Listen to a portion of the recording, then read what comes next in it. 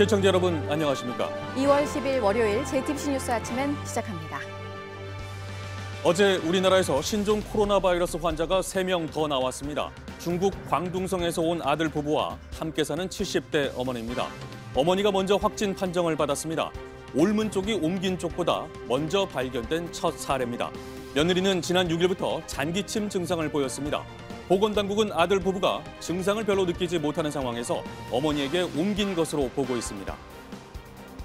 정부는 입국 제한 조치를 중국 다른 지역이나 제3국 등으로 확대하는 걸 보류하는 대신에 의료기관에 제공하는 해외 여행력 대상 국가를 태국과 홍콩을 포함한 아시아 8개 나라로 늘리는 등 방역을 더 강화하기로 했습니다.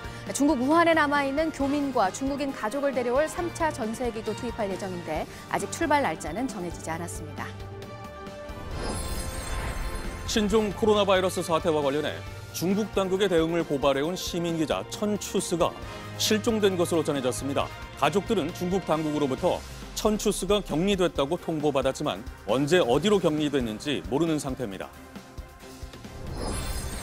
이번 총선에 출마하지 않겠다는 유승민 새로운 보수당 의원이 자유한국당에 새로운 당을 만들어서 합치자는 제안을 한 것에 대해 한국당이 오늘 열리는 최고위원회의에서 관련 논의를 합니다. 유승민 의원과 황교안 대표와의 회동 여부에도 관심이 쏠리고 있습니다. 우리 시간으로 오늘 오전 미국 할리우드에서 제92회 아카데미 시상식이 열립니다. 봉준호 감독의 영화 기생충은 작품과 각본, 편집, 국제영화 등 총 6개 부문 후보에 올랐습니다. 기생충이 한국 영화 최초로 아카데미의 벽을 넘을지 주목됩니다. 미국 대선 후보를 정하는 민주당 두 번째 경선인 뉴햄프셔주 예비선거가 임박한 가운데 앞서 아이오와 당원대회에서 1, 2위를 기록한 부티지지 전 시장과 샌더스 상원 의원이 이번에도 접전을 벌이고 있는 것으로 나타났습니다. 신종 코로나 바이러스 국내 확진자가 어제 3명 늘어 27명이 됐습니다. 추가 확진자는 중국 광둥성에서 온 아들 부부와 함께 사는 70대 어머니입니다.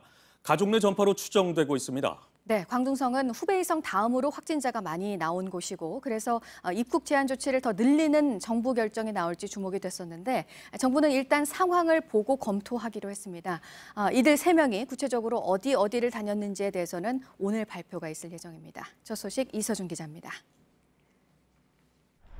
어제 오전 73살 한국인 여성이 확진 판정을 받았습니다. 감염 경로를 알아내고자 함께 사는 아들 부부도 검사했는데 모두 확진 판정을 받았습니다. 아들 부부는 지난달 31일까지 중국 광둥성에 머물다 왔습니다. 정부 당국은 아들 부부가 함께 사는 어머니에게 옮긴 것으로 보고 있습니다. 울문 쪽이 옮긴 쪽보다 먼저 발견된 첫 사례입니다. 며느리는 지난 4일부터 잔기침 증상을 보였지만 우한이 아닌 광둥성을 다녀왔고 증상이 가벼워 검사 대상에 포함되지 않았습니다. 감염자가 증상을 느끼지 못할 정도의 잔기침만으로도 바이러스가 전파됐고 사실상 아들 부부는 지난 9일여간 방역망 사각지대에 놓여있던 셈입니다. 두 사람은 우한 외 다른 중국 지역에서 온 첫 확진자이기도 합니다. 두 사람이 머문 광둥성은 중국 내에서 두 번째로 많은 확진자가 나온 곳입니다. 당국은 아들 부부가 후베이성을 들르지 않았는지 더 조사하고 세 사람의 국내 접촉자들도 확인하고 있습니다. JTBC 이서준입니다. 새로 확진자가 나온 경기도 시흥에서는 하루 종일 방역 작업이 계속됐습니다. 방역차가 골목을 누볐고 아파트 엘리베이터까지 소독했습니다. 고승혁 기자가 현장을 다녀왔습니다. 방역 차량이 특수 장비로 약물을 뿌립니다. 놀이터 기구들을 소독하고 바닥도 약품으로 처리합니다. 연달아 확진자가 발생한 경기도 시흥에서는 하루 종일 방역 작업이 이어졌습니다. 이곳은 25번째 확진자가 발생한 동네의 한 아파트입니다. 방역복을 입은 요원이 이렇게 분무기로 꼼꼼히 약물을 뿌리고 있습니다. 복도뿐만 아니라 계단, 엘리베이터 앞까지 약품으로 소독합니다. 확진자가 사는 인근 마트에는 직원뿐입니다. 방역 작업을 위해 운영을 중단한 겁니다. 장을 보러 나온 시민은 당황해했습니다. 장 보러 상추 사러 왔다가 좀 당황스럽고 어떻게 해야 될지 모르겠네. 시흥시는 긴급 방역 소독팀이 확진자의 자택과 인근 지역을 소독했다고 밝혔습니다. 확진자의 자세한 이동 경로는 오늘 발표됩니다. JTBC 고승혁입니다.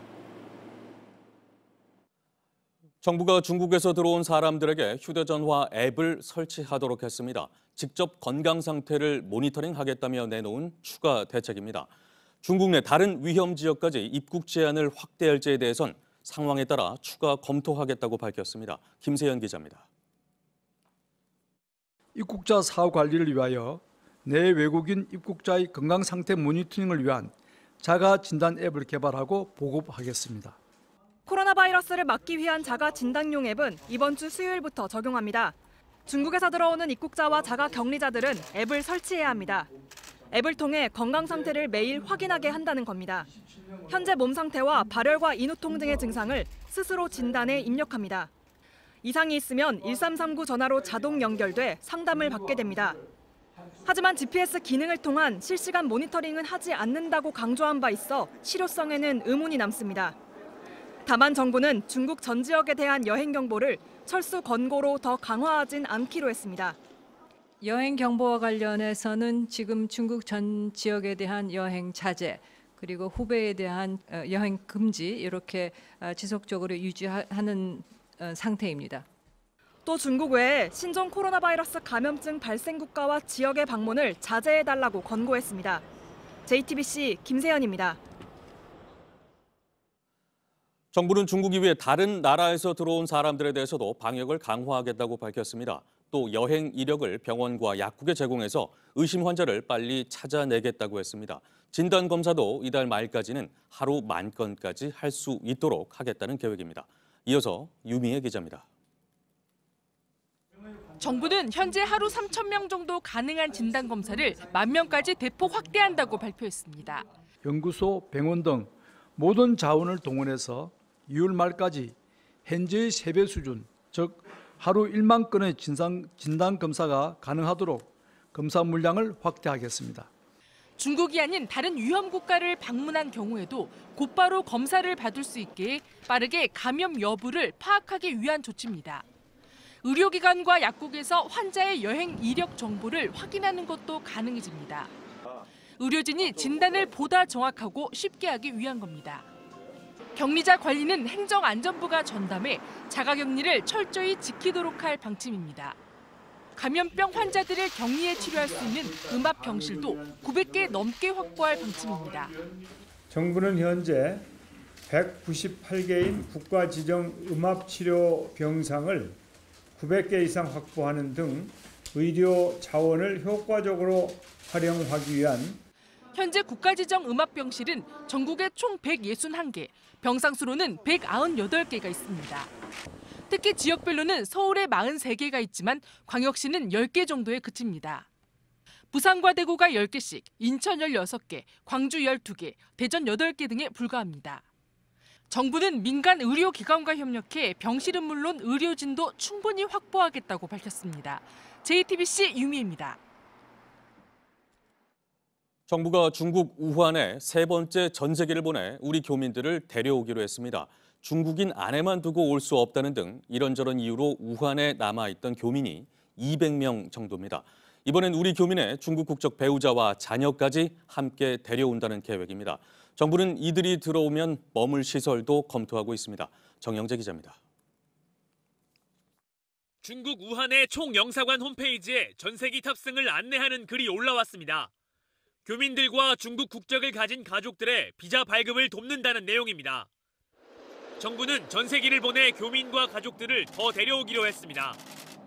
현재 우한에 남아있는 교민과 가족은 230여 명입니다. 지금 추세로 보면 한 100여 분 정도 신청하지 않을까 싶습니다. 추가로 입국하는 교민들도 임시생활시설에 머물 것으로 보입니다. 앞서 귀국한 700여 명의 교민이 있는 충북 진천과 아산 인재개발원은 제외됐습니다. 두 곳 모두 남아있는 객실이 많지 않은 데다 주민과의 약속 때문입니다. 어제 두 시설을 방문하고 주민을 만난 문재인 대통령도 추가 수용은 없을 것이라고 약속했습니다. 제 자산 안 좋은 데를 확실해서 평가를 받았어요. 그거 들었으니까 중요한 거지. 한 군데 하지 말고 그것도 다 맨다는 거예요. 전국적으로. 결국 제3의 장소로 정해야 하는데 이번에도 정부 시설이 유력합니다. JTBC 정영재입니다. 신종 코로나 바이러스의 존재를 세상에 처음 알렸던 중국 우한의 의사가 사망한 것을 계기로 정보를 은폐하는 중국 당국에 대해 분노한 민심이 중국 내에서 표출이 되고 있는데요. 이런 가운데 중국 우한에서 실태를 고발해온 변호사 출신 한 시민 기자가 실종이 된 것으로 전해졌습니다. 가족에게는 격리가 됐다고 경찰이 통보를 했습니다. 서준석 기자가 전합니다. 신종 코로나 바이러스의 발원지인 우한에서 중국 당국의 대응을 비판해오던 시민기자 천추스 씨가 실종됐다고 CNN이 9일 보도했습니다. CNN에 따르면 천추스는 지난 6일부터 가족과 친구들의 연락을 받지 않고 있습니다. 천추스는 우한 봉쇄령이 내려진 다음 달인 지난달 24일 우한에 도착했습니다.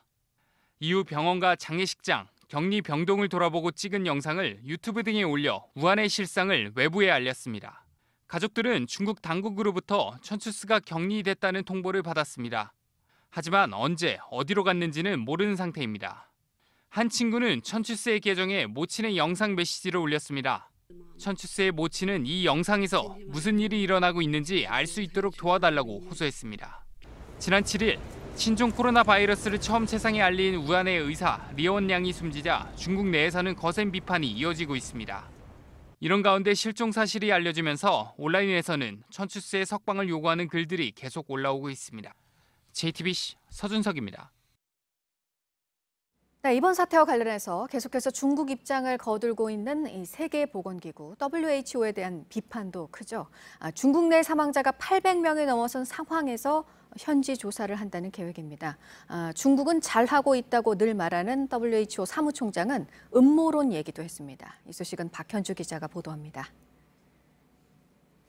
거브라여수스 WHO 사무총장은 이르면 오늘이나 내일 직접 국제조사팀을 이끌고 중국으로 갈 것이라고 밝혔습니다. 그러면서 미국의 질병통제예방센터 전문가들도 함께 조사하길 원한다고 말했습니다. At WHO, we're not just battling the virus, we're also battling the trolls and conspiracy theorists that push misinformation and undermine the outbreak response.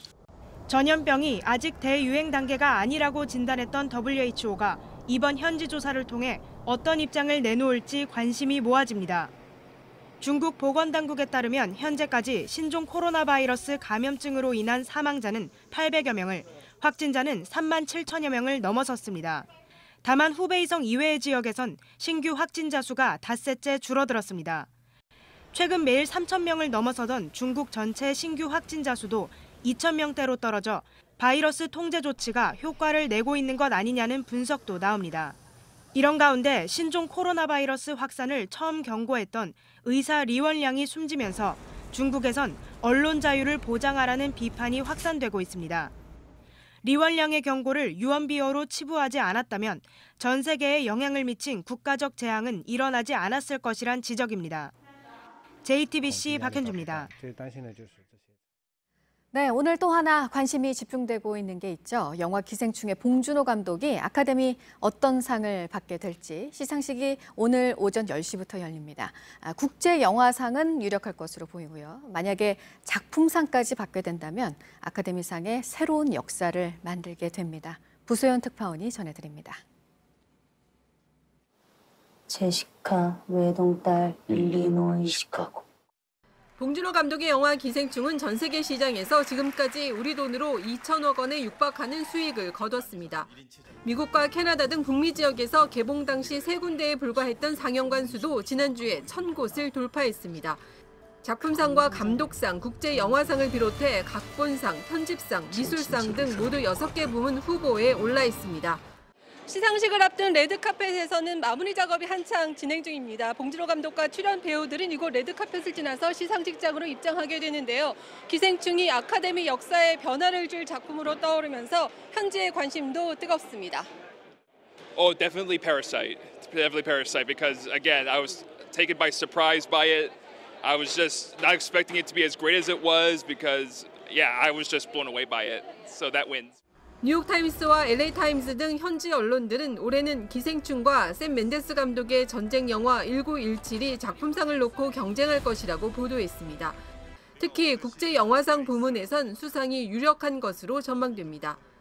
아카데미상 트로피는 오스카로 불립니다. 한국 영화는 지금까지 한 번도 오스카 트로피를 받지 못했습니다. 기생충이 과연 몇 개의 오스카 트로피를 쥐게 될지 관심이 모아지는 가운데 만약 작품상까지 수상하게 된다면 아카데미 역사상 처음으로 작품상을 받는 외국어 영화가 됩니다. 아카데미 시상식은 우리 시간으로 10시에 막이 오릅니다. 로스앤젤레스에서 JTBC 부소연입니다. 네, 미국 민주당의 대선 후보를 정하는 경선 두 번째 경선이 이제 이틀 뒤에 있습니다. 뉴햄프셔주 예비선거인데요. 여론조사 결과 첫 번째 경선지였던 아이오와주와 마찬가지로 부티지지 전 시장이 역시 눈에 띕니다. 샌더스 상원 의원을 오차 범위 내에서 바짝 뒤쫓고 있습니다. 박현영 특파원이 전해왔습니다. 뉴햄프셔주 예비선거가 이틀 앞으로 다가온 가운데 여론조사 결과가 속속 발표되고 있습니다.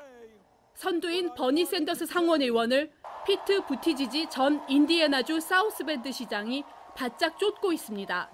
보스턴 글로브 공동조사에 따르면 샌더스 지지율은 24%, 부티지지는 22%입니다. 오차 범위 내 접전입니다.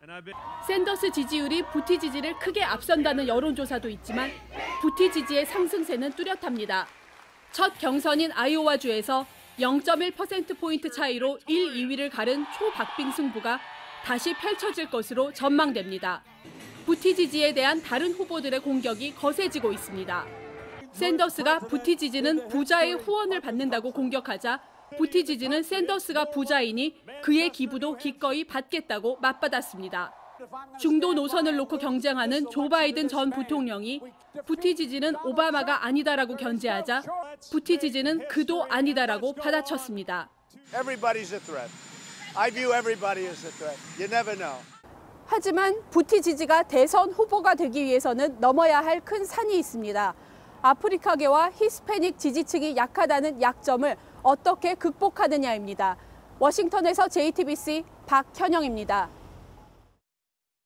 네, 미국 대선과 관련한 민주당의 두 번째 경선이 곧 열린다는 소식을 지금 보셨는데 앞서 첫 경선에서는 좀 일이 있었습니다. 대선 방향을 미리 알 수 있는 역할을 하는 상징적인 곳인데 하지만 두세 시간이면 나오는 결과가 시스템 문제로 한참 뒤에야 나온 것이었는데요.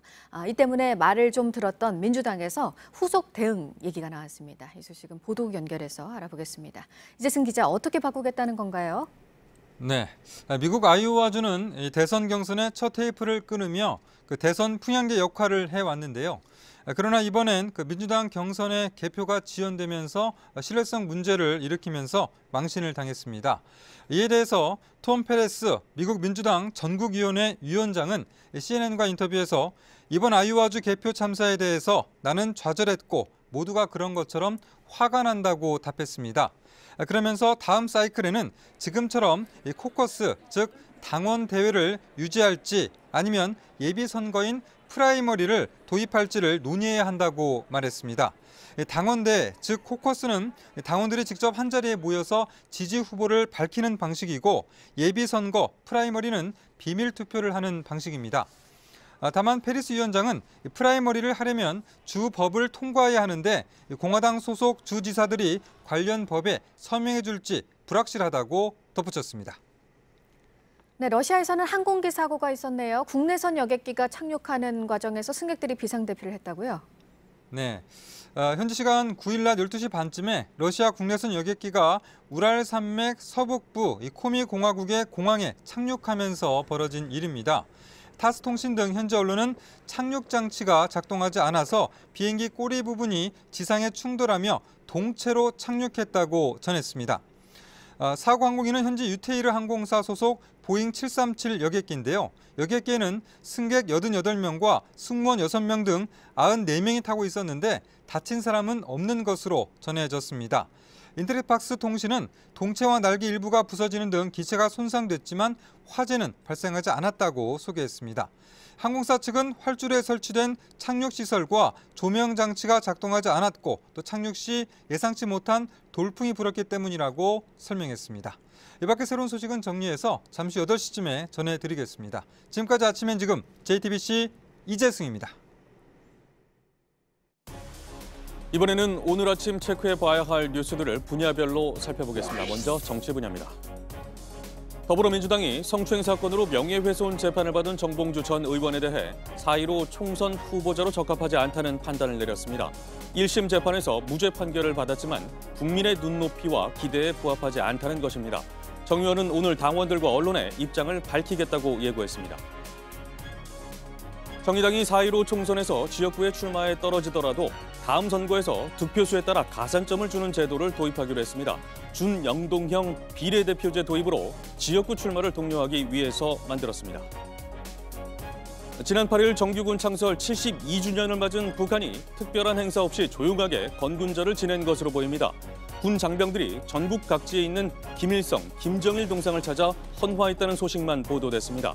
열병식이나 김정은 위원장 행보에 대한 보도는 나오지 않았습니다. 신종 코로나 사태로 인해 대규모 행사를 취소한 것으로 분석되고 있습니다. 백화점 등의 매장을 관리하는데 판매사와 위탁 계약을 맺고 일을 하는 매니저들에 대해서 노동자로 인정을 해야 한다는 법원 판단이 나왔습니다. 실질적인 계약 내용 때문인데요. 업체가 매니저에게 판매 현황 등을 보고받았고 매장 진열 상태 등도 관리를 한 만큼 지휘와 감독이 이루어졌다고 봤습니다. 신종 코로나 바이러스 사태 때문에 올해 세계 경제 성장률에 상당한 영향이 있을 것이라는 전망이 잇따라 나오고 있는데요. 한국개발연구원 KDI도 우리 경기에 부정적인 영향을 피할 수 없을 것이라고 밝혔습니다. 지난달에는 경기 회복세라고 진단을 했었는데 이번 사태로 내수에 타격을 입을 수 있다고 예상했습니다. 자동차 업계에 미치고 있는 영향도 계속 전해드리고 있습니다. 현대, 기아자동차 모든 공장이 오늘은 생산을 멈추는데요. 중국이 춘제 연휴를 더 연장하지 않기로 하면서 중국 공장들이 일부 가동을 시작을 했습니다. 따라서 내일부터는 국내에서도 순차적으로 공장에서 작업이 재개될 것으로 예상되고 있습니다. 네, 계속해서 사회 분야 뉴스입니다. 경기도 시흥에서 신종 코로나 바이러스 확진자 3명이 발생하면서 어린이집과 유치원이 오늘부터 일제히 휴원에 들어갑니다. 어린이집은 16일까지, 유치원은 14일까지입니다. 맞벌이 가정 자녀는 등원할 수 있도록 조치했습니다. 제주에서 공립중등교사 임용시험 합격자가 바뀌는 일이 발생했습니다. 체육 실기평가 항목 점수를 입력하는 과정에서 오류가 생겨서 합격자가 바뀐 것입니다. 제주도 교육청이 사실을 뒤늦게 파악하고 합격자 명단을 다시 발표했습니다. 오늘 브리핑을 통해 자세한 내용을 설명할 예정입니다. 어제 오후 4시쯤 경남 창원시 소쿠리섬의 한 주택에서 불이 났습니다. 집안 내부와 가구 등을 태우고 1시간여 만에 꺼졌는데 섬 거주자와 관광객 등 80여 명이 대피하는 소동이 벌어졌습니다. 네, 영화 기생충이 오늘 아카데미상에서 몇 개의 트로피를 들어올릴지 기대가 큰데요. 이를 앞두고 또 하나 상이 추가가 됐습니다. 미국에서 열린 필름 인디펜던트 스피릿 어워즈라는 곳에서인데 대형사가 배급하지 않은 영화를 대상으로 한 독립영화 시상식입니다. 최우수 국제영화상을 받았습니다.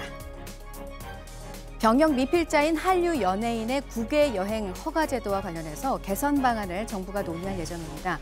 해외 활동에 제약을 받지 않도록 허가를 유연하게 해주는 방안이 얘기가 될 것으로 보입니다. 오는 3월 2일부터 강릉선 KTX가 동해역까지 연장 개통이 됩니다. 서울에서 동해역까지 환승 없이 2시간 40분 정도면 갈 수 있게 됐는데요. 다만 동해시 운행 횟수만큼 KTX 강릉선 운행이 줄어들어서 강릉에서는 반발도 나오고 있습니다. 한미 워킹그룹 회의가 오늘 서울에서 열립니다. 비핵화 관련 사안 등을 조율하는 한미 정부 간의 협의체입니다. 우리 정부가 추진하고 있는 남북협력 사업 등에 대한 논의가 오늘 있을 것으로 보입니다. 전 남편과 의붓아들을 살해한 혐의를 받고 있는 고유정에 대해 검찰이 사형을 구형한 가운데 오늘 선고 전 결심 공판이 열립니다. 고유정의 최후 진술이 어떤 내용으로 나올지가 관심입니다. 타다의 불법성 여부를 가를 결심 공판이 오늘 있습니다. 최근 타다에 소속된 운전자를 프리랜서로 봐야 한다는 서울지방노동위원회 판정이 나왔었고 재판에 어떤 영향을 줄지 주목됩니다. 분야별 뉴스들 체크해드렸습니다. 이어서 날씨 정보입니다. 전국적으로 미세먼지가 기승입니다. 강원 영동과 경북지방 제외하고 대부분 일평균 나쁨 수준 보이겠고요. 오전에는 매우 나쁨까지 오르는 곳도 많겠습니다. 오늘 일교차도 크겠습니다. 내륙을 중심으로 10도 안팎까지 크게 벌어지겠습니다. 옷차림에 유의하시기 바랍니다. 이번 주 평년 기온 웃돌며 포근하다가 주말 사이 기온이 떨어지면서 일요일 서울의 최저 기온 다시 영하권으로 내려가겠습니다. 오늘 낮 기온은 서울이 9도, 대구 11도, 광주와 부산은 13도로 크게 오르겠고요. 북한은 최고 9도에 그치겠습니다. 내일 밤부터 제주를 시작으로 수요일 전국에 비가 오겠고요. 이후에도 곳곳 비 소식이 이어지겠습니다. 기상정보였습니다.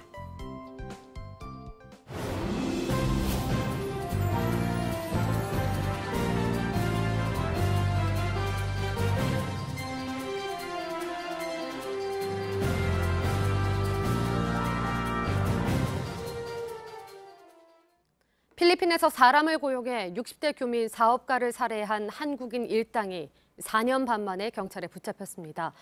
잡고 보니 피해자가 운영하던 호텔에 돈을 댄 투자자들이었는데요. 약속한 돈을 받지 못해 범행을 저질렀다고 합니다. 최하은 기자가 보도합니다.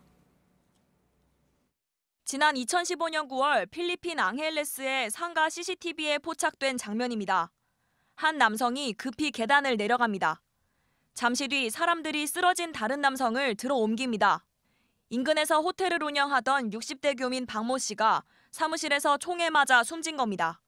총 쏘는 모션을 하고 손을 안 내리더라고요. 나가는 뒷모습을 보고 저는 바로 뛰어나왔고 이미 사장님은 치를 쓰러지셔가지고. 얼마 후 현지인 용의자를 체포했지만 범행과 관련 없는 인물로 밝혀졌습니다. 미궁에 빠졌던 이 사건의 피의자 한국인 3명이 4년 반 만에 경찰에 붙잡혔습니다. 이들은 박 씨의 호텔에 투자했다가 약속받은 이익을 챙기지 못하자 돈을 주고 살인을 청부한 혐의를 받고 있습니다. 현지에 파견된 우리 경찰이 탐문을 하던 중 범죄를 지시한 한국인이 있다는 단서를 찾았습니다. 이어서 경찰청도 2018년 재수사를 시작했습니다. 필리핀 당국과의 공조 끝에 청부업자를 연결해준 피의자 1명을 지난달 붙잡아 우리나라로 데려왔습니다. 수사는 급물살을 탔고 한국에 살던 나머지 2명도 곧 붙잡았습니다. 경찰은 이들을 살인교사 혐의로 검찰에 넘겼습니다. 또 총을 쏜 용의자를 찾기 위해 필리핀 경찰과 계속 협의해 나갈 계획입니다. JTBC 최하은입니다. 오늘 새벽 1시 50분쯤 울산시 남구에 있는 모텔 3층에서 불이 났습니다. 불은 10여 분 만에 꺼졌지만 투숙객 1명이 숨지고 연기가 퍼지면서 42명이 대피했습니다. 숨진 투숙객이 있던 방에선 착화탄 흔적이 발견됐습니다. 경찰과 소방당국은 정확한 화재 경위와 피해 규모를 조사 중입니다. 어제 저녁 7시 20분쯤 서울 종로구의 한 주택가에서 불이 났습니다. 이 화재로 78살 김모 씨가 화상을 입고 의식을 잃은 채 병원으로 이송됐습니다. 소방당국은 침대에서 화재가 시작됐을 것으로 보고 정확한 화재 경위를 조사 중입니다. 어제 오후 4시 반쯤 충북 음성군 주천리에 왕복 2차선 도로를 달리던 승용차가 마주오던 25톤 덤프트럭과 정면으로 충돌했습니다. 이 사고로 40대 승용차 운전자가 크게 다쳐 병원으로 옮겨졌지만 숨졌습니다. 경찰은 덤프트럭 운전자 등을 상대로 정확한 사고 경위를 조사하고 있습니다. 네, 일본 크루즈선에서는 감염자가 계속 나오고 있습니다. 어제 6명이 더 나와서 지금까지 확진자는 70명입니다. 여기에 있는 한국인 14명에 대해서는 우리 외교당국이 여러 방안들을 검토하고 있는 그런 상황입니다. 도쿄 윤서령 특파원입니다. 일본 후생노동성이 다이아몬드 프린세스호안에서 추가로 감염자 6명이 확인됐다고 밝혔습니다. 이로써 크루즈선 안에서만 총 70명의 확진자가 나왔습니다. 최초 확진자와 접촉했거나 발열 증상이 있는 273명의 검사가 모두 끝난 가운데 추가 확진자가 계속해서 발생하고 있는 겁니다. TV 아사히는 정부 관계자의 말을 인용해 배 안에 약 100명이 발열 등의 이상을 호소하고 있다고 보도했습니다. つきましては本日15名の方が病院へと搬送される手配となっております。さらなるお医者様の手配やまた看護師様の乗船も合わせて行われております。 발열 등의 증상이 있는데도 제대로 진료를 받지 못하는 사태도 발생하고 있습니다. 한 60대 승객은 NHK에 남편이 열이나 진료를 받고 싶은데 대응이 안 되고 있다며 빨리 병원으로 보내달라고 호소했습니다. 탑승 중인 한국인 14명은 건강에 이상 증세는 없지만 언제쯤 나갈 수 있느냐며 답답함을 호소하고 있는 것으로 알려졌습니다. 배 밖으로 꺼내달라는 요구가 직접 전달된 건 아니지만 우리 외교당국은 여러 가능성을 검토하고 있습니다. 다만 일본 조치에 최대한 협조할 것이라며 크루즈선에서 한국인을 데리고 나오는 방안은 지금은 검토하고 있지 않다고 주일 한국대사관 관계자가 전했습니다. 일본의 전체 감염자 수는 96명으로 세 자릿수를 눈앞에 두고 있습니다. 도쿄에서 JTBC 윤서령입니다. 크루즈선이 몰려드는 부산항도 지금 비상입니다. 사실상 입항 중단 정도로 검역이 강화가 되면서 크루즈선들의 입항은 줄줄이 취소가 되고 있습니다. 구석찬 기자입니다.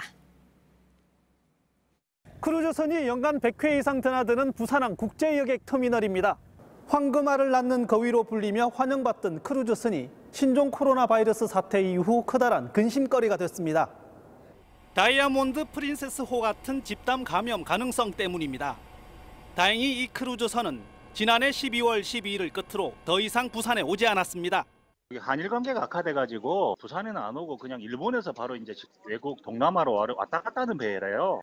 바이러스 확산을 막기 위한 대처도 강화됐습니다.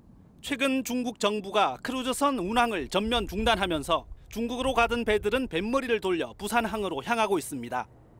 검역 당국은 이 중 단 한 명이라도 의심 증상이 나오면 모두 배에서 내리지 못하게 하기로 했습니다. 검역 심사도 3단계로 높였습니다. 사실상 입항 중단 카드입니다.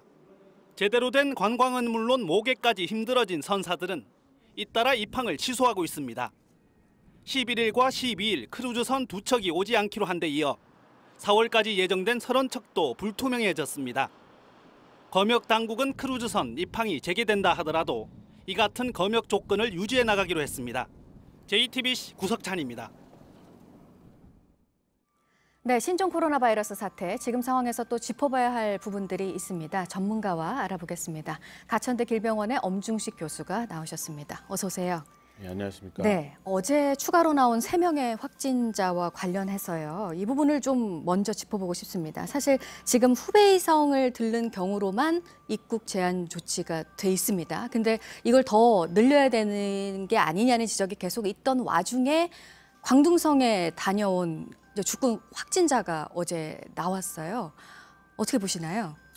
예, 실제로 이제 후베이성 이외의 지역에서도 지역사회 감염 유행이 있는 것이 아닌가라는 추정을 많이 해왔습니다. 네. 근데 이번 감염 사례를 보면은 실제로 이 광둥성에서는 지역사회 감염 유행이 시작된 거라는 굉장히 강력한 추정 근거가 되기 때문에 네. 여행 제한이나 입국 제한을 좀 적극적으로 검토를 해야 될 것 같습니다. 왜냐하면 이런 지역이 계속 늘어날 가능성이 높아서 네. 미리 이 검역의 어떤 부담을 줄이기 위해서라도 입국 제한은 좀 적극적으로 검토가 되었으면 합니다. 네. 근데 어제 이제 회의가 있었는데 그래서 뭔가 좀 확대가 되지가 않을까. 확진자도 또 이렇게 나왔으니까 그런 예상이 있었는데 일단은 좀 상황을 지켜보고 검토를 하겠다. 이게 정부의 지금으로서는 방침이에요. 예, 어제 회의 전에 아마 네. 이 여러 회의 내용들이 검토가 됐을 텐데요.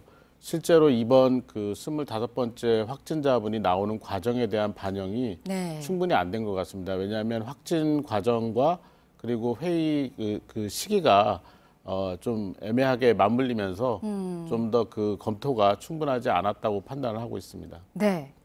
지금 보면은 며느리와 아들이 있고 어머니가 있고 70대 어머니가 있고 그러니까 70대 어머니가 먼저 확진 판정을 받았는데 그 전에 이제 며느리가 좀 잔기침을 했다. 그럼 사실 잔기침은 그렇게 큰 증상이 나온 건 아닌데 그러면 잔기침을 한 상태에서 전염이 된 거냐? 이 부분도 지금 또 짚어봐야 될 부분인 것 같아요. 우리나라에서 확진된 사례도 그렇고 외국에서의 사례도 가만히 잘 살펴보면은 네. 초기 증상기에 감염이 생긴 사례가 상당히 많습니다. 이것은 아직까지 실험실적으로 증명은 안 됐지만 초기 증상기에 바이러스 배출량이 상당히 많은 것이 아닌가.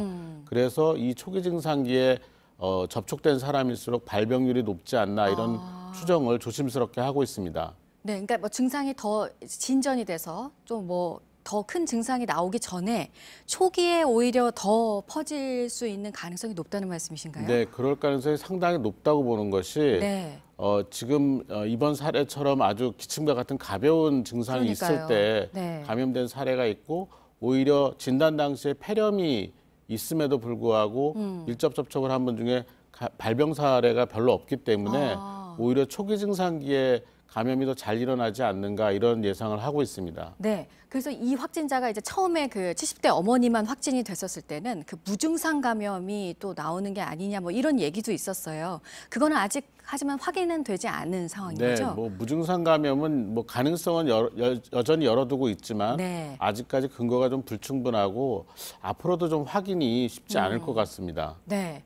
그러니까 이번에 이제 어제 나온 그 추가 확진자의 사례는 가족 간의 이제 접촉 가능성을 지금 얘기를 하고 있습니다.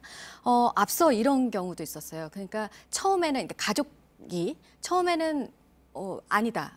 이게 코로나 바이러스에 감염된 게 아니라는 음성 판정을 받았다가 나중에 양성 판정을 받은 경우도 있었잖아요. 그러니까 가족 간의 접촉은 정말 주의해야 될 부분이 아닌가 싶기도 해서요. 네. 그 같이 생활을 하는 수준에 아주 밀접하게 네. 접촉하는 가족 간의 전파 사례는 뭐 상당히 흔할 수밖에 없고요.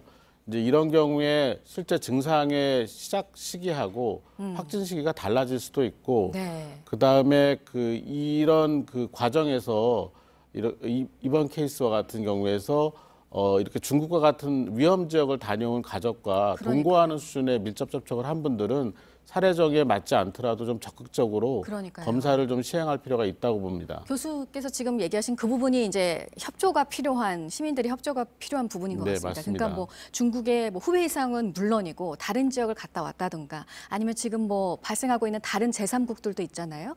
이곳에 갔다 왔는데 내가 좀 증상이 있는 것 같다 하면 초기 증상이어도 빨리 가서 검사를 받아야 된다는 건데, 네. 그러니까 어느 정도 내가 이런 증상이 있는 것 같다 하면은 검사를 받는 게 좋을까요? 증상은 뭐 발열하고 기침, 뭐 인후통 이런 대표적인 증상들이 있는데 사실 이 증상만으로는 본인이 확진 검사를 받아야 될지 네. 스스로 결정하기는 어렵습니다. 네. 그렇기 때문에 이런 증상들이 있고 여행력이 있거나 또는 확진자와 접촉했을 가능성이 높은 경우에는 1339나 보건소와 충분히 통화를 통해서 네. 역학적인 판단을 좀 받으시는 게 좋겠습니다. 그럼 증상이 나오기 전에도 말씀하시는 건가요? 증상이 안 나왔을 때는 네. 실제로 이 검사를 해서 확진 가능성이 떨어지기 때문에 네. 증상이 발현된 시점에서 이런 상담을 받으시는 게 좋을 것 같습니다. 네. 그리고 또 하나 지금 우려가 되는 게 지금까지 확진자는 60세 이하의 환자들이 대부분이었습니다. 그러니까 기저질환, 그러니까 앓고 있는 병이 없는 분들 대부분. 근데 지금 70대 여성이 나와서 좀 고령자여서 또 우려가 나오고 있어요. 그래도 지금 상태는 안정적이라고는 하는데 어떨 것으로 보시나요? 네, 뭐 고령이시긴 하지만 전신 상태는 지금 굉장히 안정적이라고 들었습니다. 물론 이제 병이 진행하는 과정을 잘 봐야 되겠지만 이분이 증상이 비교적 빠르고 정확하게 나타난 걸 보면은 정상적인 면역 상태를 유지했을 가능성이 높고 네. 그렇다 보면은 아무래도 결과가 좋지 않을까 이렇게 예상을 합니다. 네. 그래도 다행인 거는 확진자는 계속 뭐 며칠 새에 늘기는 늘었지만 또 퇴원하는 그 환자들도 많아지고 있어요. 이번 주에도 좀 퇴원하는 환자들이 있을 거라고요. 네. 유입 초기에 진단된 분들의 상당수가 이번 주에 퇴원할 가능성이 높습니다. 그렇지만 여전히 위험 지역을 다녀온 이후에 유입되는 확진 환자가 계속 있을 수 있고 또 확진 환자와 접촉한 분들 중에서 다시 확진되는 분들이 일부에서 생길 수 있다 이렇게 예상을 하고 있습니다. 네. 또 게다가 이제 또 늘어난 상황이잖아요. 그러니까 광둥성에 이번에 다녀온 사람들도 추가 확진 확진 판정을 받은 걸 보면 대상이 좀 늘어나지 않았습니까? 그래서 이제 또 검사 대상에 포함이 돼서 확진이 된 건데, 그럼 이번 주에 좀 이 영향도 있고 확진자가 좀 늘어날 가능성이 크다고 보시는 건가요? 예, 뭐 확진자가 더 늘어날 가능성은 충분히 있다고 보고 있고요. 네. 그렇지만 실제 이 확진 결과들이라는 것이 뭐 진행이 돼야지 그다음 확진자가 나오는 거니까 이제 얼마나 많은 사람들이 특히 이제 위험 요인을 가진 분들이 빠짐없이 이 확진 검사를 받느냐에 따라서 확진자 숫자가 결정이 되지 않을까 생각합니다. 네. 국내 상황을 좀 봤고요. 이 부분은 어떻게 볼 수 있을까요? 중국에서 지금 뭐 후베이성은 계속 상황은 심각해지고 있기는 한데 후베이성 이외의 지역에서는 지금 확진자가 좀 증가세 그 폭이 좀 줄고 있다는 점, 이거는 조심스럽게 좀 긍정적으로 해석을 해도 될 부분인가요? 예, 우한 후베이성을 봉쇄한 효과가 뭐 이전 주부터 나타나기 시작을 해서 이번 주에는 확실히 이 감소 효과를 보이는 것 같습니다. 근데 좀 우려스러운 상황은 일부 지역, 예를 들면 광둥성이나 아니면 저장성 쪽에서는 아직도 신규 확진자가 좀 빠르게 증가하는 추세를 보이고 있어서 이 지역에서는 지역사회 감염 유행을 면밀하게 좀 관찰을 하고 검토를 해야 될 것 같습니다. 네. 참 중국 정부 쪽의 그 발표도 혼란을 이번에 일으키는 경우가 많았습니다. 공기를 통한 전파 가능성을 얘기했다가 또 아니라고 부인을 하고 이런 상황에서 또 혼란이 가중됐었어요.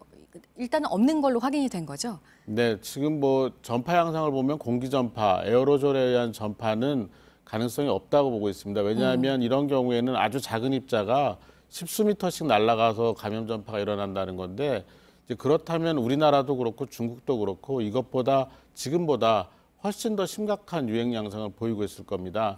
그래서 이 가능성은 없다 이렇게 저는 판단을 하고 있습니다. 네. 그러니까 아까 앞서 말씀드렸던 국내에서 그 퇴원하는 환자도 많아지고 이런 부분도 좀 좋게 볼 수 있는 부분일까요? 네, 뭐 우리나라의 의료 수준 그리고 의료 접근성은 뭐 거의 세계적인 수준이고 이제 거기에 따라서 이제 적극적인 치료를 하다 보니까 이렇게 무사히 퇴원하는 분들이 계속 늘어나고 있다고 보고 있고요. 네. 이런 퇴원 환자가 늘어난다라는 점은 앞으로의 그런 그 치료 체계나 이런 걸 구축하는 데도 상당히 도움이 될 것 같습니다. 네. 참 어쨌든 그래도 상황이 상황인지라 매주를 또 긴장감 속에 맞이를 하게 되는데 이번 주에 좀 이 부분은 좀 잘 봐야 될 부분이다. 이 사태가 전개가 되는 추이와 관련해서요.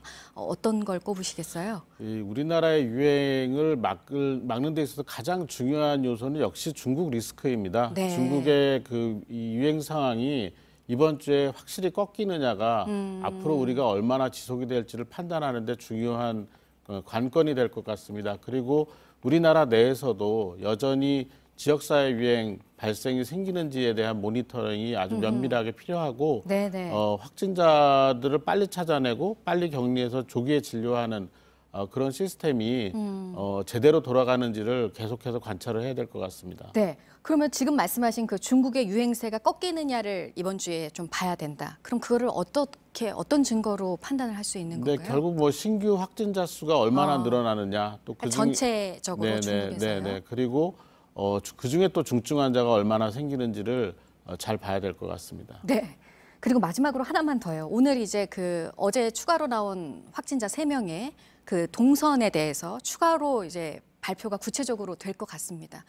지역사회에서는 왜 그걸 바로 파악해서 공개를 안 하느냐, 불안감도 더 커지고 조치도 또 빨리 해야 확산을 막을 수 있을 텐데 이런 얘기가 나오거든요. 어떻게 생각하세요? 사실 동선을 파악하는 문제는 상당히 시간이 걸리는 그 과정입니다. 그리고 이거는 굉장히 정확하게 한 번에 발표를 해야 됩니다. 동선이 발표된 자료가 변경이 되거나 그러면 큰 혼란을 겪기 때문에 뭐 신속성에 대한 좀 아쉬움이 있으시겠지만 정확성이 더 중요하다라는 점을 이해해 주셨으면 좋겠습니다. 확진자들의 이동 동선에 대해서는 신속성보다 정확한 정보를 좀 있더라도 발표하는 게 현명하다 이런 말씀까지 들었습니다. 가천대 길병원의 엄중식 교수였습니다. 오늘 말씀 잘 들었습니다. 감사합니다. 네, 이번 사태가 길어지면서 홈쇼핑과 온라인에서는 마스크를 사려는 클릭 전쟁까지 벌어지고 있습니다. 마스크 40만 장이 단 7분 만에 매진이 됐고 또 다른 홈쇼핑에서는 방송이 시작되기도 전에 다 팔려버리기도 했습니다. 백민경 기자입니다. 아쉽지만 준비된 40만 장이 모두 지금 매진이 됐습니다. 마스크 40만 장이 동나는 데 걸린 시간은 단 7분이었습니다. 한 사람이 100장까지 살 수 있는데 7분 동안 적어도 4,000명이 주문한 겁니다. 업체 홈페이지는 멈추고 미처 사지 못한 사람들은 불만을 토로합니다. 전화가 아예 통화 실패가 됐다가 또 통화가 안 된다고 했다가 또 없는 번호라고 했다가 오늘도 지금 제가 100통 넘겠는데 오늘도 못했고. 다른 홈쇼핑 채널에선 판매를 예고한 오전 4시가 되지도 않았는데 모두 품절됐습니다. 주문이 잘 되는지 테스트를 하는 과정에서 실수로 물량이 풀렸고 순식간에 팔린 겁니다. 한 고객은 어렵게 마스크를 주문했지만 주문한 지 닷새 가지나 취소를 요구하는 전화를 받았습니다. 홈쇼핑 물량 재고를 잘못 파악해가지고 주문을 더 받았다고 하더라고요. 정부는 지난 6일 홈쇼핑 업체의 마스크 판매를 늘려달라며 채널 재승인과 관련해 가점을 주겠다고까지 했습니다. 이 때문에 긴급 편성까지 했지만 물량이 달리면서 소비자들의 불만도 여전합니다. JTBC 백민경입니다. 마스크 공장들은 쉴 틈이 없습니다. 마스크를 직접 만들어서 기증을 하는 주민들도 있습니다. 이희령 기자입니다.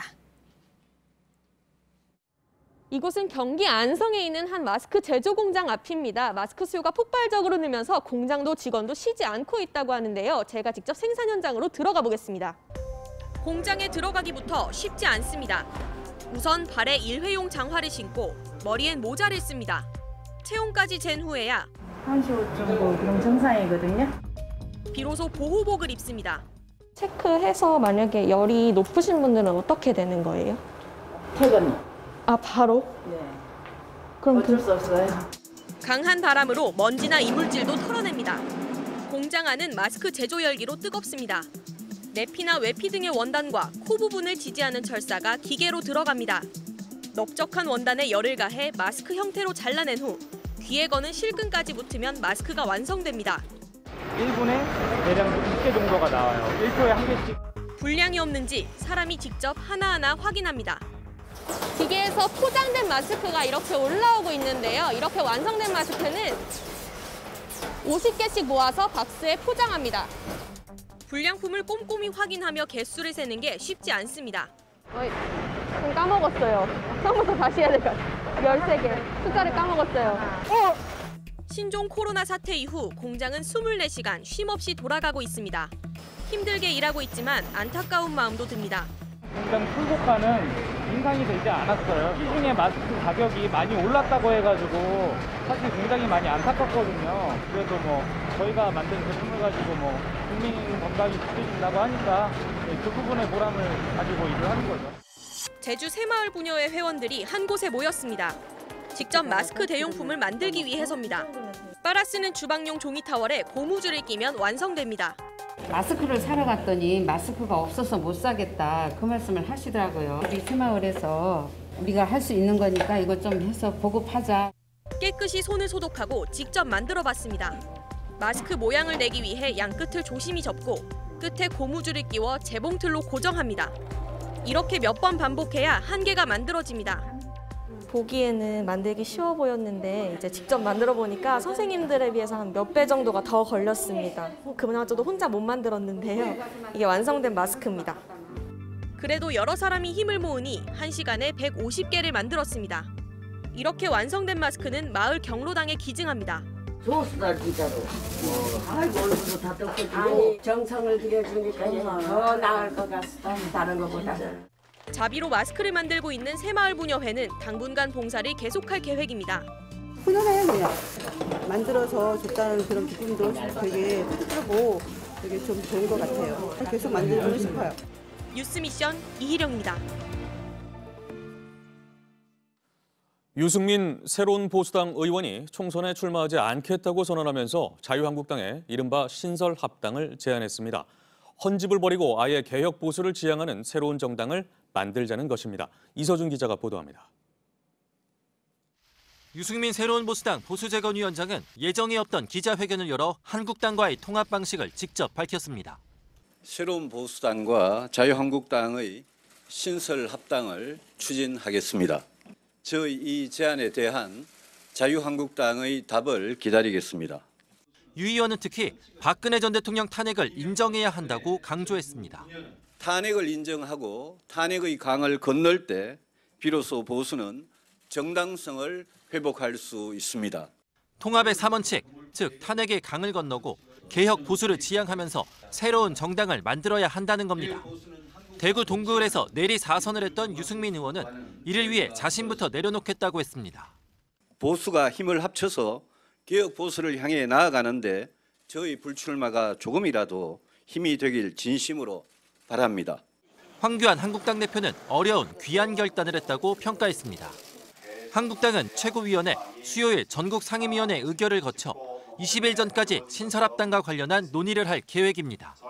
유 의원은 회견 뒤 지역구 대구로 내려갔습니다. 황교안, 유승민 두 사람이 직접 만날지 여부는 정확하게 알려지진 않고 있습니다. 더불어민주당은 유 의원의 불출마가 희생 코스프레일 뿐이라고 날을 세웠습니다.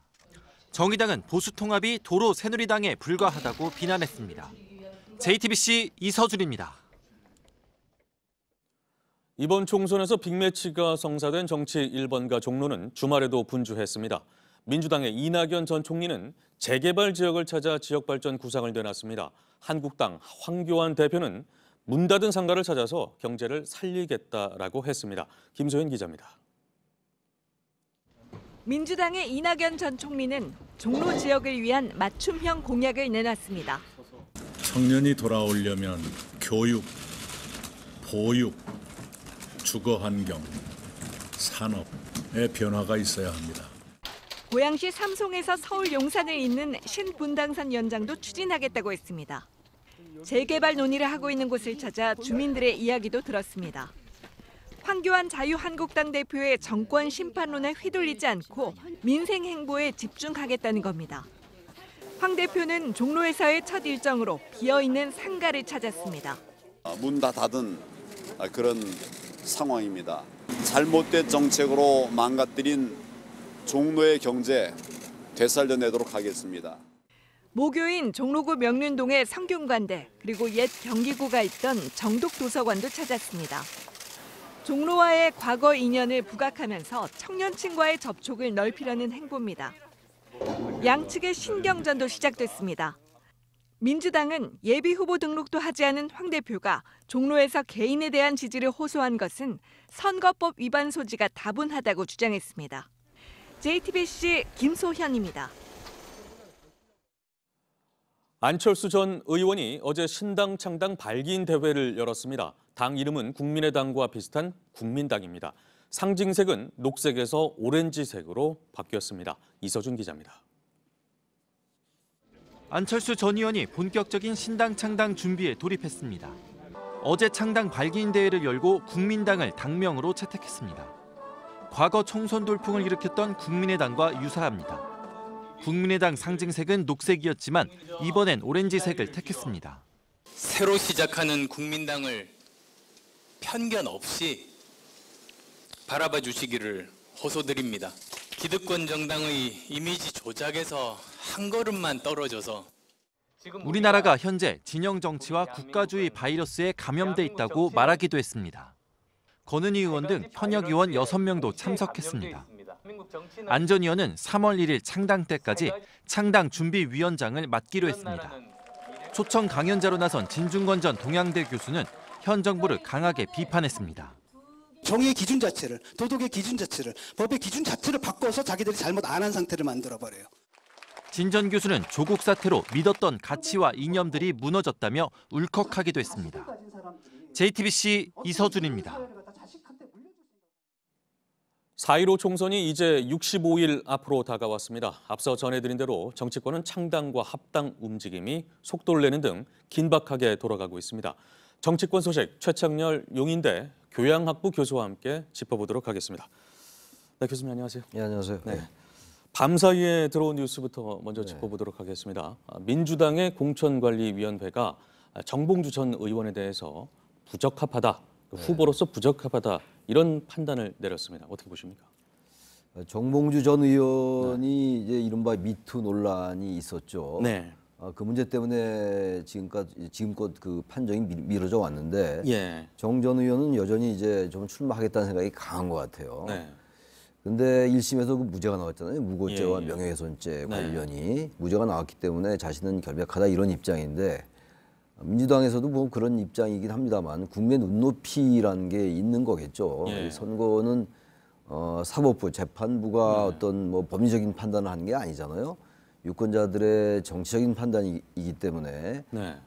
정당으로서도 민주당으로서도 정무적 판단을 안 할 수가 없을 겁니다. 아마 네. 이런 부분들이 이제 통과가 되고 이러면은 요즘 뭐 인적 쇄신 뭐 이런 얘기 많이 하잖아요. 혁신 예. 공천 그런 것과는 좀 이제 부합하지 않는 면이 분명히 있죠. 네.